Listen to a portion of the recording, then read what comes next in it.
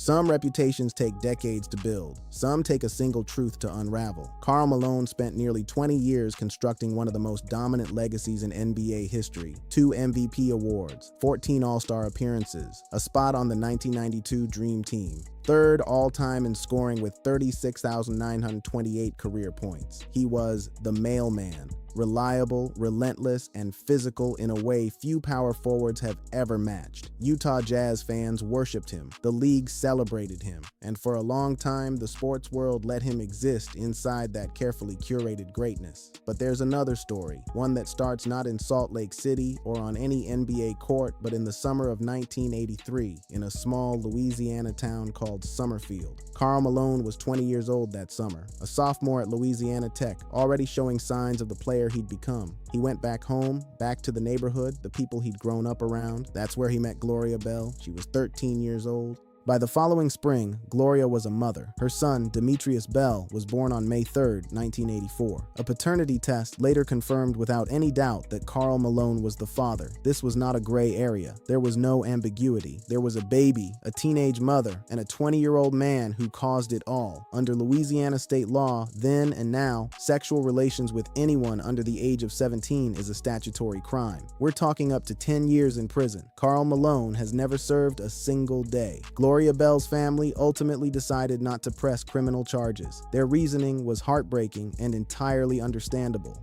They wanted to protect Gloria from the additional trauma of a public trial. That decision, made by a family with limited resources and likely very little faith in a system that had historically failed people who looked like them, closed the criminal case permanently.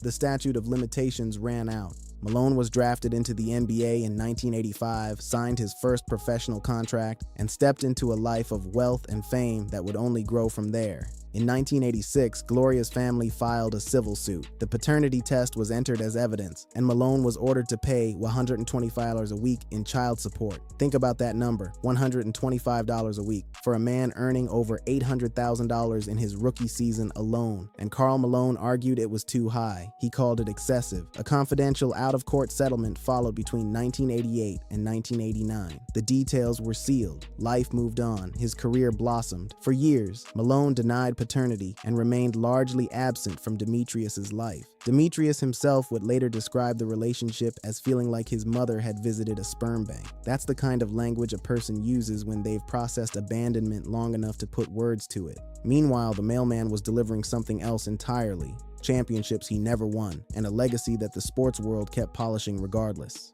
What makes this story so difficult to look away from is not just what happened in 1983. It's the 4 decades of silence that followed. The NBA celebrated Karl Malone at every turn. Hall of Fame induction, a spot on the league's 75th anniversary team, guest appearances at All-Star weekends, including 2023 in Salt Lake City, where he was invited to judge the slam dunk contest. That choice sparked enormous backlash online, with fans demanding he be banned from league events entirely. The NBA said nothing. The Hall of Fame said nothing. The awards and accolades stood undisturbed. Then came the Patrick Beverley podcast moment that shook social media all over again. Beverley, outspoken, unfiltered, someone who built his reputation on never holding back, heard the story for the first time on camera. The silence that followed said everything. When the facts were laid out for him, his instinct was immediate. He pulled Karl Malone off his all-time list without hesitation. He was shocked, genuinely, visibly shocked. And the clip went viral because millions of people watching it realized they had the same reaction. Not because the information was new, but because the sports world had collectively decided for 40 years that Karl Malone's free throw record was a bigger story than what he did to a 13-year-old girl.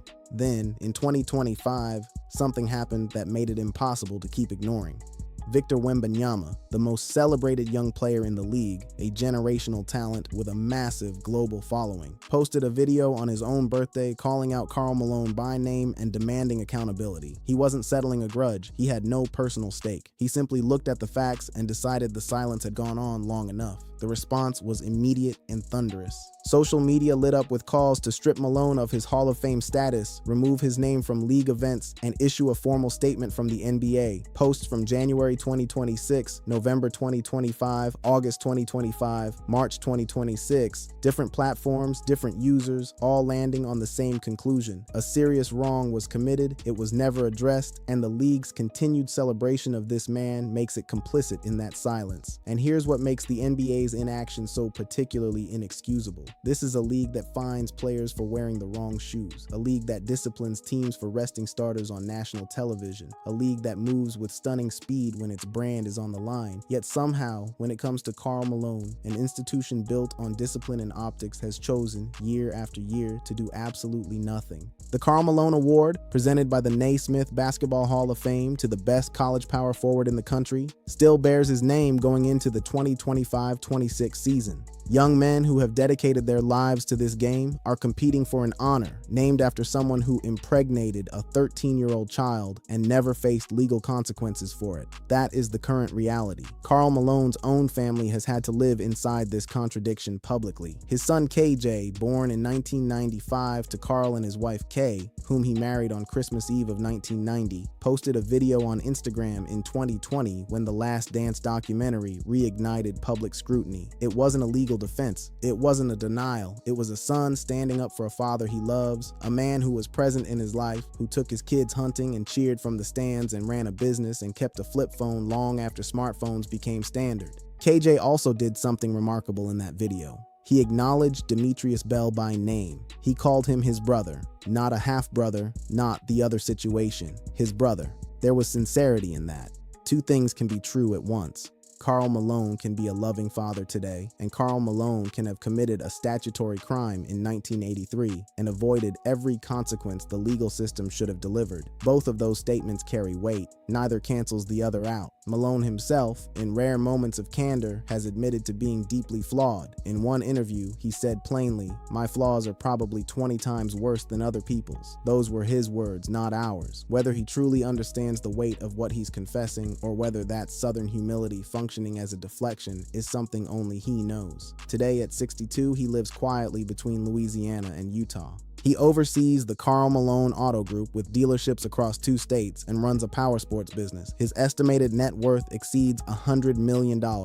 Earlier this year, one of his Idaho dealerships was in a dispute with city planners over storage containers. That's the texture of his daily life now. Zoning issues and logistics, the quiet existence of a wealthy man managing his empire. But Gloria Bell didn't get a quiet life handed to her. She got a pregnancy at 13, a civil suit, a sealed settlement, and a lifetime of watching the man responsible be enshrined in the sport's highest honors. The courts were silent. The NBA was silent. The Hall of Fame was silent. The sports media, for the better part of 4 decades, was silent. But the internet doesn't forget.